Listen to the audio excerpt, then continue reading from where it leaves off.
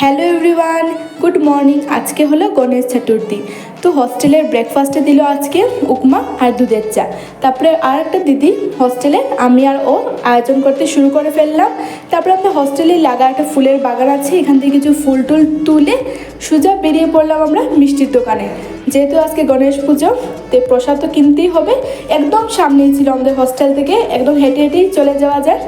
তো আমরা মিষ্টি টিষ্টি কিনে বাড়িতে এসে মানে হস্টেলে এসে স্নান টান শেষ করে পুজোতে বসে পড়লাম। তো আমরা সবাই রেডি হয়ে গেছি ড্রেস ট্রেস পরে। আজকে খুবই ভালো লাগছে, যেহেতু আমার ফার্স্ট হস্টেল লাইফের পুজোটা। তো একটু আরতি টারতি করে ফেললাম। তারপরে এখানে নারকল ভাঙা হচ্ছে, খুবই ভালো লাগছে দেখে। সব ভিডিও করে আপনাদের সাথেও শেয়ার করছি। ভালো লাগলে লাইক শেয়ার অ্যান্ড সাবস্ক্রাইব করতেও ভুলবেন না।